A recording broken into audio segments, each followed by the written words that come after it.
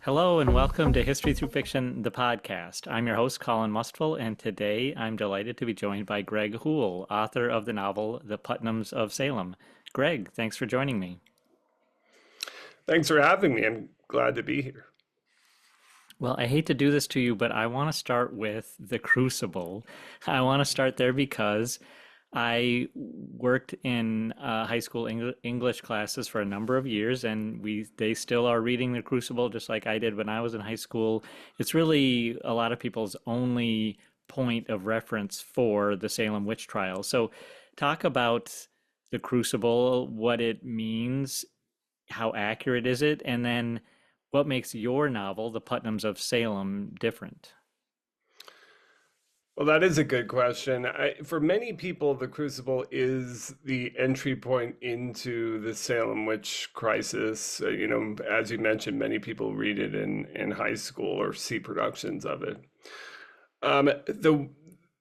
Much of the story is, relatively correct, you could say, but I think what happens in The Crucible is Arthur Miller really plays up some notions that really are not correct in terms of the relationships between the characters. I think one of the things I will say about Salem and the witch trials and the whole crisis that happened in 1692 is, like a lot of moments in history, particularly as we get further away from them, people want to sort of flatten the story. They want to simplify it. And what we often do is we play up certain things, like what you will often hear when it comes to the Salem Witch Trials is, well, it was all a land grab, or it was family squabbles, or it was this and that. And while there is some truth to that, it really wasn't about any of those things. It was mostly about fear, and the fear that was inherent within the Puritan society of late 17th century New England. And that was fear on many different levels. So there was some fear that was inherent, of course, in the Puritan religion. Puritans believed in the notion of predestination, which means that you were going to heaven or hell, and you didn't know whether you were going to heaven or hell. This was decided before you were born, and there was nothing you could do about it.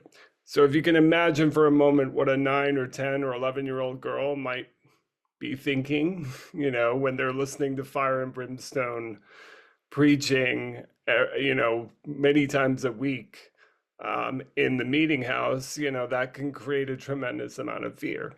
You also had a tremendous amount of fear in the sort of political environment. There was a lot of, at the time of the witch trials, the charter that existed between the Massachusetts Bay Colony and England was severed, and they were working to replace that, but there was a lot of uncertainty there.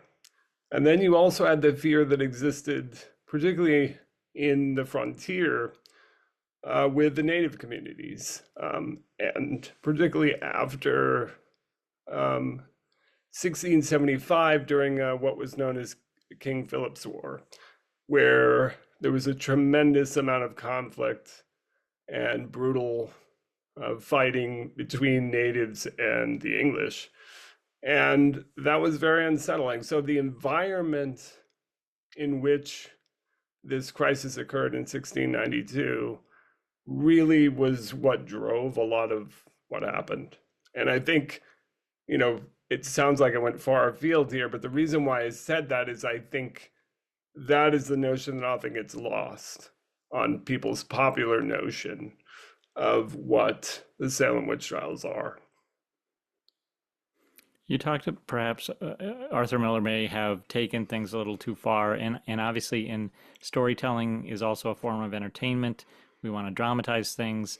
For your novel, obviously you have to think about that. You want readers to be interested in what you're writing, but you also want to humanize these people and tell their real stories. So talk about how you did that using the perspectives here of Thomas and Anne. Yeah, so for me, the thing that's most interesting for me is of course that Thomas is my seventh great grandfather. So I'm directly descended from him on my mother's side. And when you talk to people about the Salem Witch Trials, one of the most prevalent things you'll hear people talk about is their relationship to the various people involved. I will tell you right now that I don't care as much about that. I actually am much more fascinated by the history of it. Um, but in telling this story, I was very much aware of the fact that I'm telling the story of my ancestors. So that did play into this. For me, it was really about trying to elucidate the unknowable. In terms of Salem, we have pretty good records of what happened. They may be biased in some ways. Reverend Samuel Paris, who was the Salem Village Reverend, tended to keep the transcripts of the examination. So, of course, he may have, you know, been very selective about what he wrote down. You never really know. But we have a uh, pretty good picture of what happened during that year. What we don't know really is what was going on in their heads. And so for me, with this novel, it was really about trying to illuminate that. And the novel is written in first person with a dual narrative of Thomas Putnam. Thomas Putnam Jr. was 40 years old, the patriarch of a very prominent family. But what was interesting about Thomas is, like many, he was a third generation. His grandfather had come over to Salem in the 1630s as a 50-something-year-old man, established himself there, and then Thomas's father, Thomas Sr., uh, did what often happens in the second generation. He made the fortune greater and built it even more, and he became one of the most prominent members of the community. By the third generation, and this often happens historically, you know, Thomas Jr. is sort of just trying to make his way, and he's maybe not quite. There's a lot of pressure on him to continue to build on the Putnam's fortunes. But Salem is changing. It's now been 60 plus years since they established it, starting to move away from that agrarian beginnings into more of a merchant society. And so he has some rivals. And so he's sort of living off of that reputation. And so for me, when I was thinking about him, I kept thinking about this sort of patriarch with the weight of the world on his shoulders who kind of knows that the world is changing around him, but really wants to grasp that that mantle of being this, prominent community member. So he often talks about that. He often talks about his place in their society, but at the same time, deep down, he knows that it's not really what he says it is. So for me, that's kind of how I was looking at him as a character. And then with Ann Putnam Jr., his oldest daughter, who was 12 years old at the time, she claimed to be afflicted during the entire witch crisis. So what that means is she claimed that witches had inflicted her, and she was seeing all kinds of visions and seeing specters of her neighbors and those sorts of things. So, for me as a writer, I was thinking, well, what does that mean? What does that look like? Um, and, that's how I had to tell her story. So I think for me, the hardest part of writing this was really trying to get out of their heads a little bit and into the sort of the classic, showing, not telling scenario.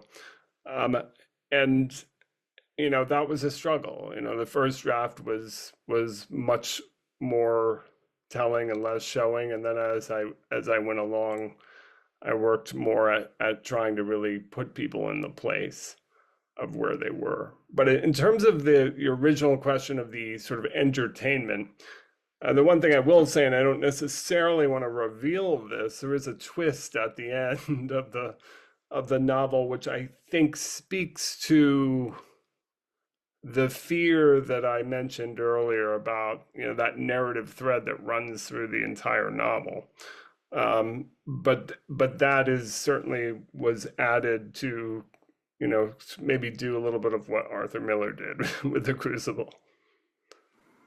Well, you mentioned that you are directly related to the Putnams. You've talked now in great detail about the history. It's clear that you are very interested in this history and for a very personal reason. But can you go beyond that and tell us like what qualifies you to write this story? Do you have a background in journalism and history in writing that sort of stuff? So I've always loved history. I studied history as an undergrad and graduate, so I have a master's in history. Um, my professional experiences as a communication person, I actually worked originally in the publishing industry for about 8 years, but then transitioned working mostly in higher education, doing strategic communication. So I've always been a writer. Um, and I've always been someone who really has a strong interest in history. And like most people who are interested in history, it's not because I'm interested in dates and facts, but it's because I'm interested in stories and how they interconnect and decisions that people make and why they make those decisions. And originally, despite the lore and my family and the connection I had to this story, I just didn't care about it. And I didn't care about it, I think, because I saw it as this strange anomaly. This idea that, you know, these sort of crazy Puritans were, accusing people of witchcraft and hanging them. And it seemed like an embarrassment almost. And what I realized a number of years ago is that it's actually a really remarkable micro history. So if you take that snapshot of that year at that time and you look at all of those different components that the sort of soup that was created from all those components that resulted in this tragedy, it's actually really fascinating. And so for me, that's what drew me in. And I think in terms of my experience as someone who's a student of history, helped me, I think, really get beyond a lot of the sort of easy explanations, and go a little bit deeper into, who are Puritans? What do they believe? How did their beliefs evolve over decades? What happened to with their experience here in America when they came here? What about their relationship with the native peoples who were here? How did that change things? How did their religion evolve? So I tried to ask a lot of those kinds of questions, and I think that's kind of what helped inform the way I wrote this novel. So you mentioned a background in publishing. I'm curious, as you decided to sit down and write the story and then get it published, what was that experience like for you? I think a lot of authors are disillusioned by the process. Has it been a challenge? Has it been rewarding? What have you been through in trying to get this story out there? Well, I definitely approached it with my eyes wide open. I am very much aware of the fact that there are many, many, many books that get published that no one's ever heard of. And so that I think helped me a little bit. I think it's natural for people who maybe are less aware of that to come in and think, well, if I just work really hard, this thing will happen. And I realized, managing my own expectations was really critical. As a first-time author, I knew that it would be extraordinarily challenging. And once I got the manuscript into a place where I thought it was, good enough for other people to see, really, I started querying agents. I got some interest, but never anything very serious. And then I also went out to some independent publishers. And Blood and Square Books, which is my publisher, expressed a lot of interest and even worked with me to try to, deal with some of what I talked about earlier, which is that, doing a little more showing, a little less telling, and trying to really create something that a reader will appreciate as they're reading it. That experience has been great. Um, but in terms of the book's ability to receive exposure, to get sales, I'm very much a realist when it comes to that, and I know that that is an extraordinary challenge for any writer, and that the only thing you can do is work really hard to try to connect with the audience, who is the core audience for that book. Well, we're a small press here at History Through Fiction, and small presses definitely have an interesting foothold within publishing. I saw Blyden Square Books as a mission to publish books that make people think. So, can you go a little bit further into what Blyden Square Books does and what it's like working with a small press? Well, they publish very few books, which is something that I really appreciate. They have a very small team, so it's a very personalized, um, and they're what they're trying to do more than anything is be very selective with what they choose and put it out and give it its due. So I really do appreciate that. The experience, the editing process, and going through that has been, nothing but supportive and positive. It's certainly helped make this novel better.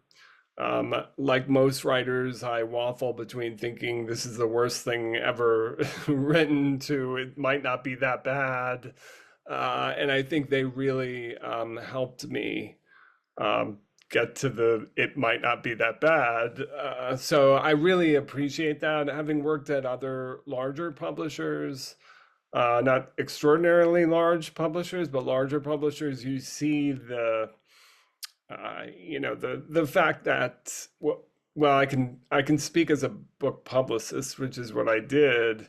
I would often get authors who, their expectations were not managed, and there would be a scenario where you knew they were going to ultimately be disappointed, and there was really nothing you could do, even if their book had done well.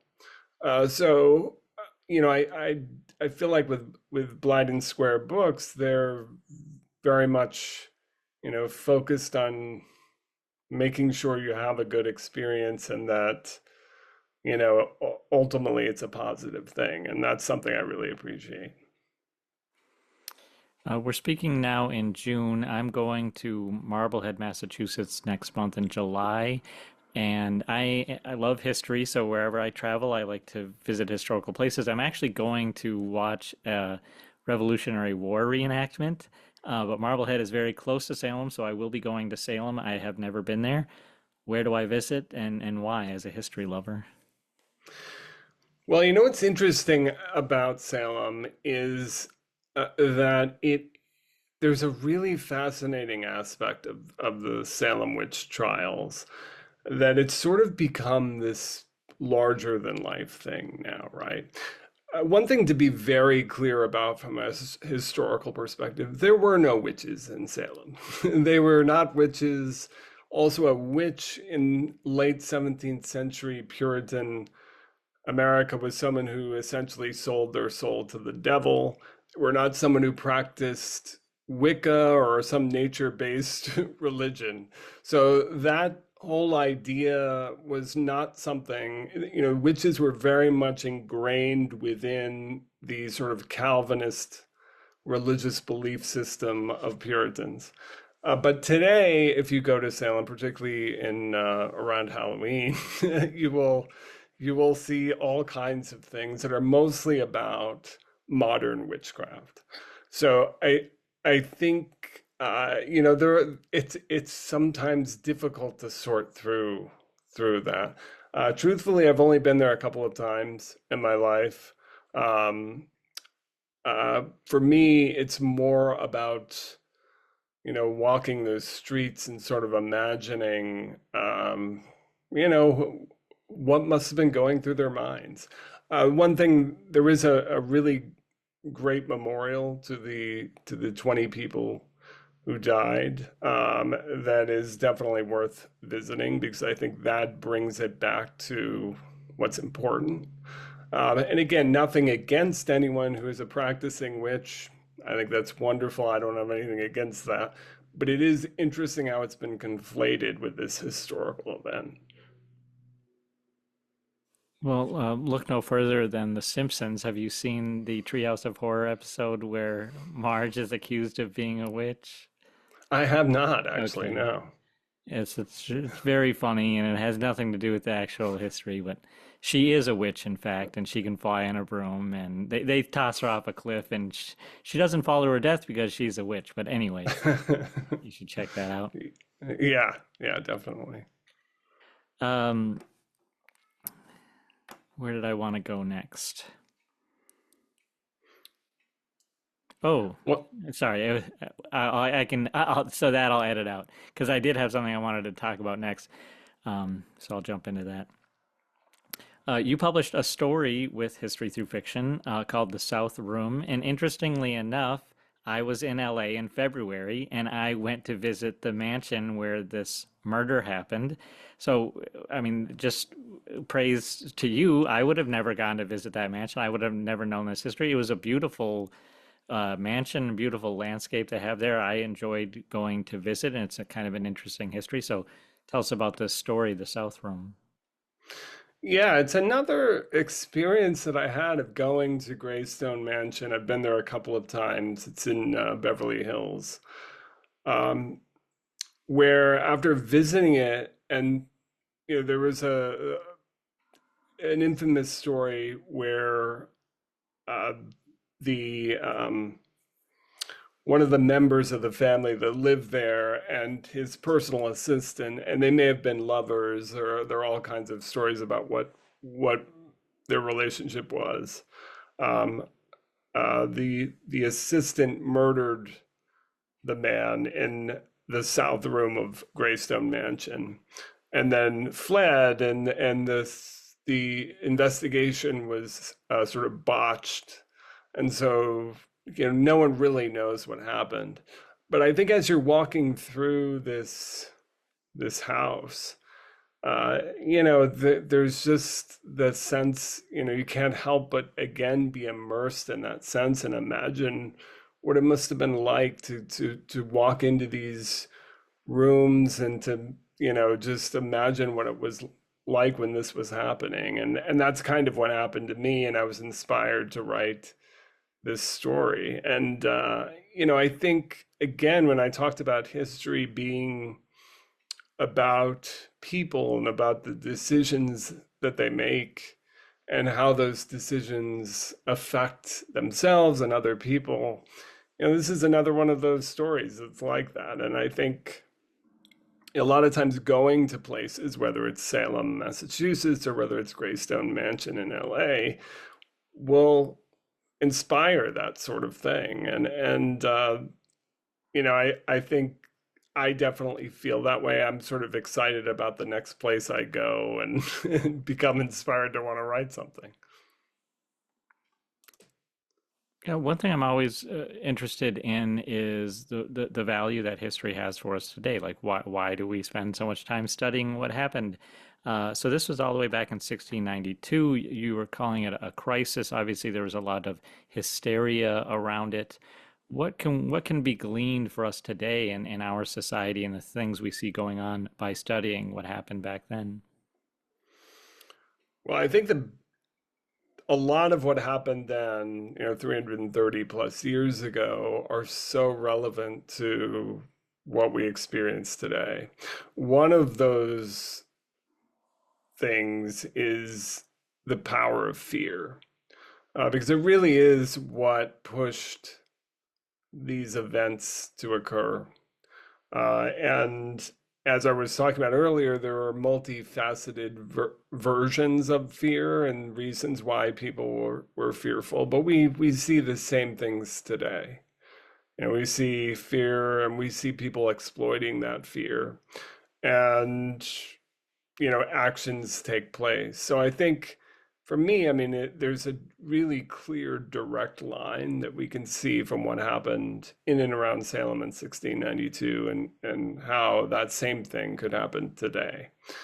So, I think there's a tremendous amount of value in pushing aside a lot of the easy answers, and thinking more deeply about why this sort of thing would happen. And that's really what I think is so critical. And what are you working on now? Is it another full-length manuscript? Is it a story? What do you have lined up? Well, one thing I want to talk about, if you don't mind, is, and this actually goes back to the promotional aspect a little bit, is last fall I started the Salem Witch Trials podcast. And in many ways, that is designed to do what I was just talking about, which is really cut through a lot of the myth that exists around Salem.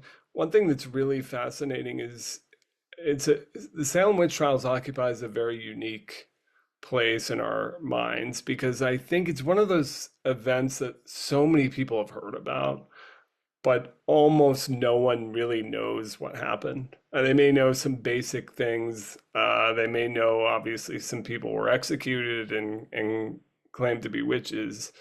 But beyond that, they know very little.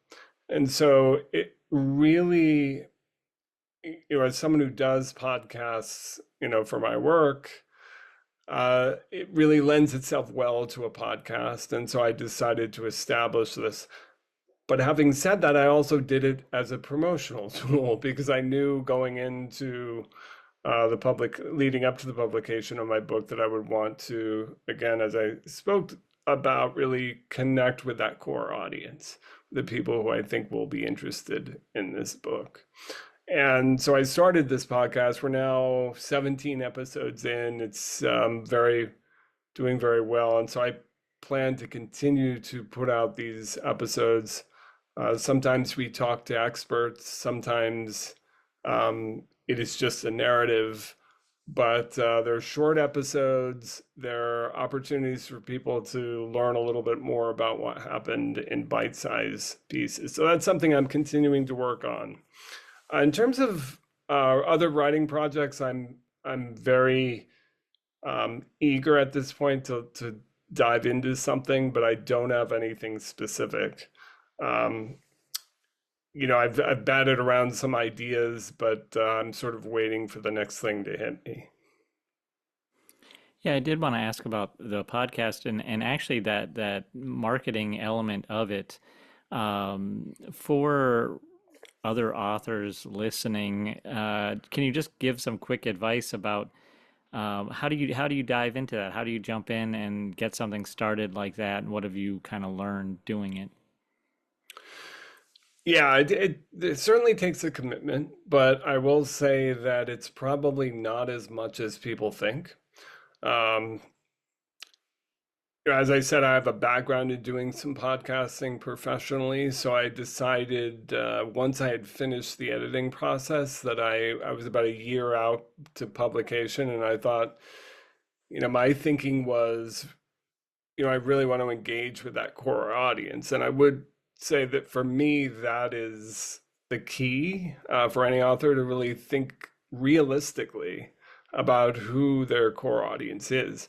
Harkening back to my days as a book publicist, the worst thing that could ever happen was, you'd often go into a meeting with a new author and you'd say to them, what, who's the audience for your book? And they would say, everyone. And immediately you knew you were going to have problems. And I think the reality is a lot of authors do think that way. And I think so for me, it was about really thinking about who that core audience is and knowing that core audience, there is a very strong and dedicated group of people who are very fascinated about the Salem witch trials. Now, not all of those people will be interested in my book. In fact, many of them will be disappointed that I've written fiction and not nonfiction. Um, but having said that, I knew that that's who I wanted to engage. And so I came into it with a plan of, I'm going to mostly engage with professionals, with people, professional historians, people who, have done research in this area. And I more or less tell the story chronologically with a few detours here and there. The idea was to do short episodes. I make sure to engage in sound design to keep it interesting, to keep it flowing. Um, and it's actually really fun to do. So I think, for any creative person, it's certainly worth looking into, particularly if you write historical fiction, because you most likely have a specific, place or event that you're writing about. And, it's definitely worth exploring. And you can do it with minimal equipment, mostly on your own time. And it's an opportunity to build up that audience. Well, Greg, congratulations on your debut novel, The Putnams of Salem, and thank you so much for joining me on the podcast. I can tell you I am very excited now for my trip to Salem, Massachusetts. Thank you, Colin. I really appreciate being on.